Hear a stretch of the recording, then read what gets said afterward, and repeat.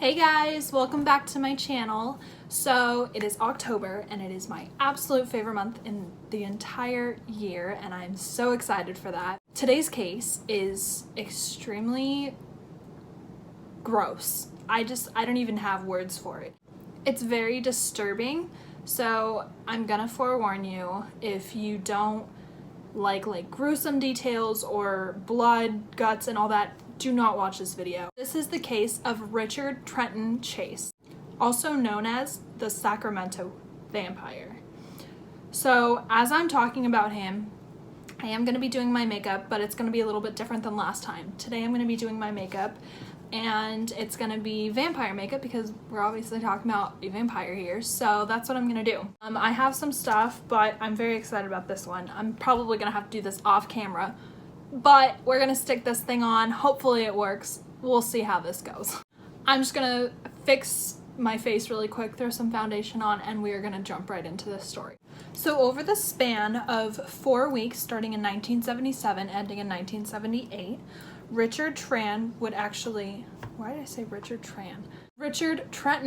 Chase would actually kill 6 innocent victims. And this all took place in Sacramento, California. His murders gradually progressed over the span of the 4 weeks, and they got worse in violence. And they all began with a drive-by shooting. And he began doing acts of cannibalism, necrophilia, and extreme mutilation. Again, I'm forewarning you, this case is really disturbing. The reason he was remembered was actually not because of his murders, but it was because of what he believed in. He had this really weird obsession with blood. His own blood was actually turning to powder. I guess he believed that the Nazis were poisoning him, and so his blood was turning to powder. He even said that his heart had stopped beating, and that the bones in his skull were actually changing shape. And he actually even accused his own mother of poisoning him. He even once took some rabbit blood and injected it into his own veins. The people he killed, they didn't even know him. The sad thing was they were just in the wrong place at the wrong time. Richard actually suffered from a few different things. He suffered from psychosis, schizophrenia, and extreme paranoia. Richard was actually born May 23rd, 1950 in Santa Clara, California. He was just kind of thrown into a life of misery. His parents were always arguing and his father even abused him. It's really sad because whenever his parents would argue, he would be the one that would get hurt from it because his dad would take his rage out on Richard.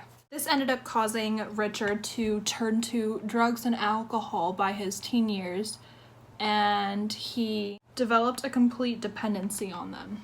So as he got older, there was actually signs of his serial killer tendencies, which are very scary. And this is known as the McDonald Triad.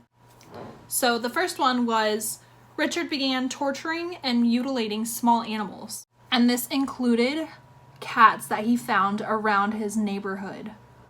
So the second trait of the McDonald Triad was bedwetting, which he was still doing as he was even 12 years old. And the third would be arson. Since he never got any help with any of these things he was struggling with internally, he actually became very lonely, and he would live in his own apartment as he got older and would eat raw animals. This gets worse.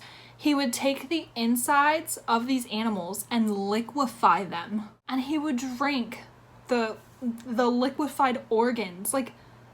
That's disgusting. I don't know, there's more. I was literally researching this case and my jaw dropped. This case is really crazy. So by his early 20s, Richard actually believed that his heart was shrinking and that consuming animals would help keep him alive. And so that's what he did. He still killed animals, liquefied their organs, and drank it. Literally ate every piece of this animal. So after he injected himself with the rabbit blood in 1975, he got blood poisoning and then was admitted to a mental institution. He then soon, a year later, escaped this mental institution. They ended up finding him and putting him in a place for the criminally insane. Okay, look, I don't do my makeup very often, but I do love Halloween makeup, and I know it looks crazy right now, but the end result, I'm hoping it'll be there. Just stay with me here. So like I mentioned earlier, he would take the neighborhood pets, kill them, and drink their blood. Well, at one point, he even did this to one of his neighbor's dogs. And after he did this to one of his neighbor's dogs, he called this neighbor and told him everything he did to his dog. Like, that is so sad. So Richard's vampire tendencies ended up obviously coming to light. People knew what was going on by this time. He ended up getting the nickname Dracula. So while he was in this mental institution, he would tell all the inmates about how he loved drinking blood and like all this stuff, and that's how he got his nickname Dracula. So he ended up being released from this mental institute in 1976 because he was no longer a threat to society. We all know this is such a bad idea because he was killing animals, but that would later progress into killing innocent humans. So I don't know exactly how he turned to humans. Maybe he wasn't getting the satisfaction anymore of killing animals and drinking their blood, but he soon did turn to killing humans. December 29th, 1977 is when he committed his first murder. Richard Chase did a drive-by shoot with a .22 caliber pistol, and he ended up shooting somebody. And the person he shot, his name was Ambrose Griffin. He was 51 years old, and he got shot right outside of his house and died. Richard literally had no need to do this. He just thought it would be a good idea. He didn't think about where he wanted to do it. He just kind of did it anywhere. Police shortly arrived after the shooting, and they found bullet casings near his house, and they obviously didn't know who did it at this point because it was literally random. Richard was just kind of wandering around the streets at night, and he didn't get caught.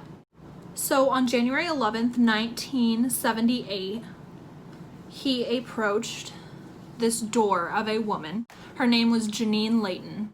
He walked up to her patio door and tried opening it, where he found that it was locked, so he couldn't get in. From that point, he ended up trying the windows, and they were all locked. He tried even another door.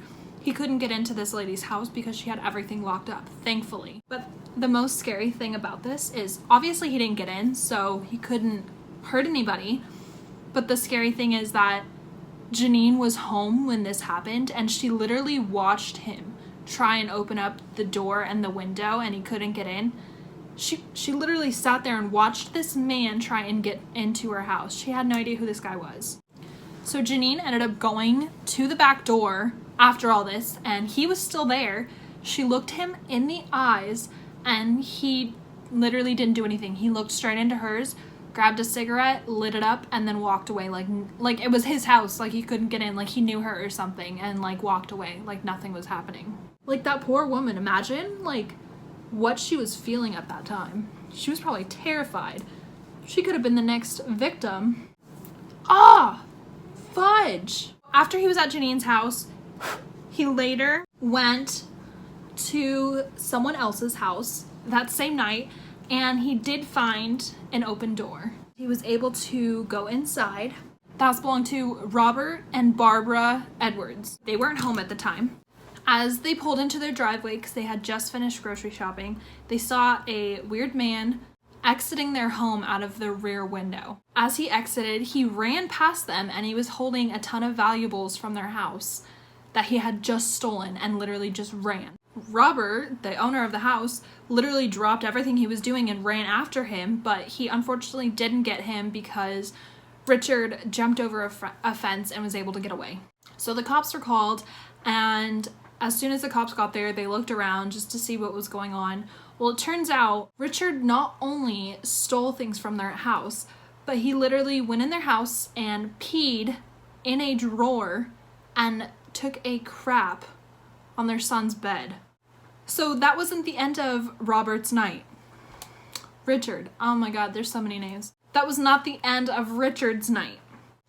He After this point, ended up finding another lady. So this lady's name is Nancy Holden. She was shopping at a nearby shopping center. And as she was leaving this place, she was going to her car to go home. And this man walked up to her. And she said that he looked very homeless and unkempt. He asked, "You were on the motorcycle when Kurt was killed." And Nancy was so confused because she did in fact know someone named Kurt who died in a motorcycle accident, but this was years ago. She actually dated him. And so she didn't know who this man was who was asking her these questions. She didn't understand what was going on. After he asked that question, Nancy obviously looked very confused and she didn't understand what was happening. So this is when the man said, "It's me, Richard Chase." She realized who it was. Apparently they went to high school together and they were friends. And he looked nothing like he did in high school. I'm going to show you a picture of what he looked like in high school versus what he looks like now. It literally looks like two different people. It's absolutely crazy. This guy went off his rocker. That's what happened. Richard ended up asking Nancy for a ride, but she was obviously not going to give him one because he was wearing clothes that were stained.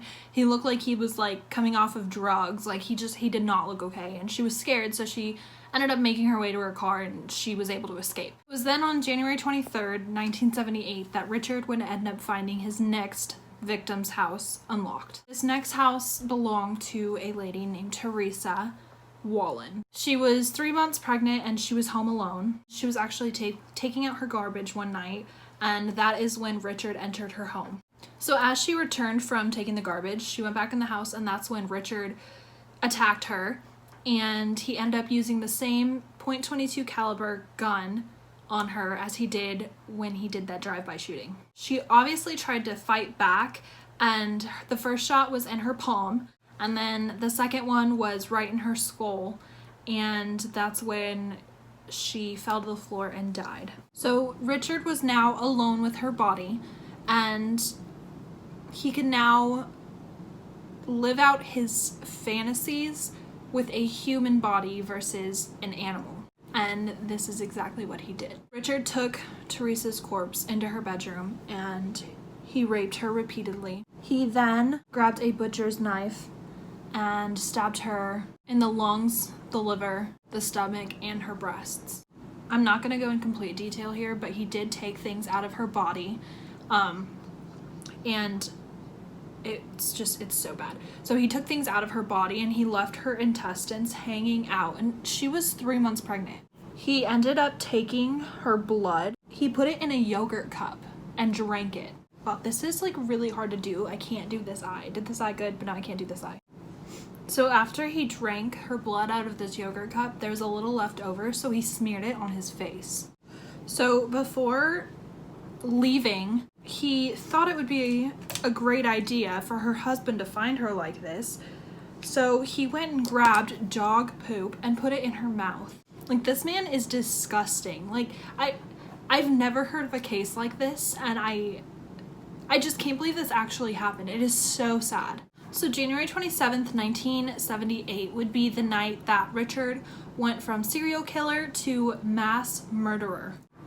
So he broke into the house of, I'm gonna butcher her last name because I don't know how to say it, but her name is Evelyn Miroth. I think that's how you say it. I don't know. I could be wrong, but he broke into Evelyn Miroth's home. She was a 38-year-old woman. Evelyn was babysitting her 22-month-old nephew, David Ferreira, and she also had her 6-year-old son home with her. His name was Jason. Jason as well had a friend over, which was the neighbor, and his name was Dan Meredith. There was 4 people in this house altogether. On that night is when all 4 of them would be killed. So as soon as Richard entered this home, he walked straight down the hallway, and Dan, the neighbor's kid, came running down the hallway, and that's when Richard shot him right in the head. And again, he still used this .22 caliber pistol. After hearing this gunshot, Evelyn's son Jason ended up coming out of his room to see what that was. He ran right upstairs, and Richard followed him right up those steps, and that's when Richard shot him. He actually shot him twice. He then shot the 22-month-old David, and Evelyn during this entire time was in the tub. And obviously hearing all of these gunshots terrified her and she didn't know what was going on. Richard ended up finding her in the bathtub and shooting her and killing her. So Richard ended up taking Evelyn's body out of the tub, taking her in the room, and did pretty much the exact same thing that he did to Teresa previously. And then after he was done with Evelyn, he grabbed David, the 22-month-old baby, and started eating his brains. After he was finished with David, he took him with him and would later dispose of him in a box near a church. So cops ended up finding everything out. They didn't know who was doing this. They alerted the media of what was going on, and they had a suspect on the run, and there was one person who had a feeling she knew who it was, and this was Nancy Holden. Nancy was the one that Richard didn't meet. He met up with her in the parking lot at the nearby shopping place, and they had gone to high school together. So on the police report, it was noted that there was a strange man who looked homeless, and he was last seen near Teresa Wallen's house wearing a weird orange parka. And that was the exact same day he met Nancy in the parking lot, and he was wearing the exact same orange parka. Okay, wow, I haven't put lashes on in so long. That was so freaking hard. This glue is like burning my eyes. Once Nancy realized she knew exactly who this person was, she obviously alerted authorities. Once they were alerted, they closely looked into Richard's background, and they knew he fit the profile of the suspect. So the FBI quickly went to Richard's home. They tried talking to him, and they even wanted to look around his house. They wanted to bring him into custody, but Richard was just not working with them. He knew exactly what was going on, and he wanted nothing to do with it. He refused to open the door to them. At this point, the FBI pretended to leave, and they waited a really long time because they kind of hid away from his house a little bit, but they still could see his house, so that eventually when he would finally come out of his house is when they would finally get him, which exactly what happened. And when they actually apprehended him, he was holding a small box. So inside this small box was just piles of blood-stained cloth, and they found a wallet that was Dan Meredith's, that was in Richard's possession. So although this stuff that they found in the box obviously linked him to the case of him killing these previous people, they ended up going into his house and finding a lot more evidence. So he had literally dry blood everywhere. There was dry blood on his walls, on his floors, on his utensils, on his kitchen appliances. They even found animal remains and human intestines in his fridge. They tested some of these human organs and found that a lot of them matched to the people that he had killed. So there was organs of Evelyn, Teresa, and the little boy David. Okay, I'm going to attempt to put this on. I've never done anything like this before, so just bear with me.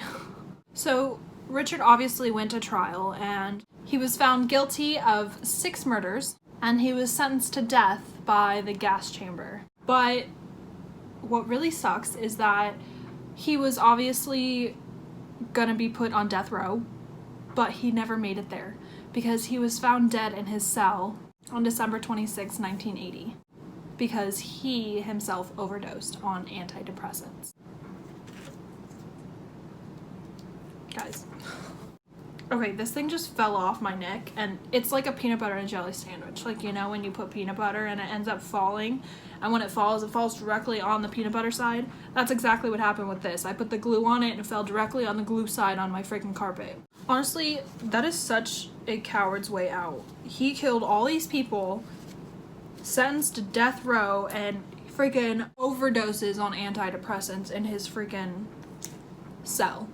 All those poor families he freaking hurt. Like, imagine Teresa's husband when he comes home and finds his wife, his 3-month pregnant wife, killed with her organs hanging out of her stomach. God, poor little kids. You had your son go and play with the neighbor kid, and you find out he got shot and killed. Like, this guy was a freaking monster. Like, he literally drank people's blood and blended animal insides and drank it. Like, that's so disgusting. And he freaking died by overdosing on antidepressants. It's just so frustrating. Okay, well, I tried my best with this. This thing is not staying on my neck, and I don't know how people get this to stay. I've never used anything like this before. By the way, this is all fake blood. I hope you guys enjoyed this case this week. This thing will not stay. Okay, well, my neck's just gonna slightly be hanging off. So I hope you guys enjoyed this video this week. I look forward to the rest of this month, and it's already going by so fast and it's making me so sad. But I will be looking up some more crazy cases for you guys for October. And if you do like this kind of content, please like and subscribe. Turn on that bell notification so you do get notified anytime I post a new video. But until next time, bye guys.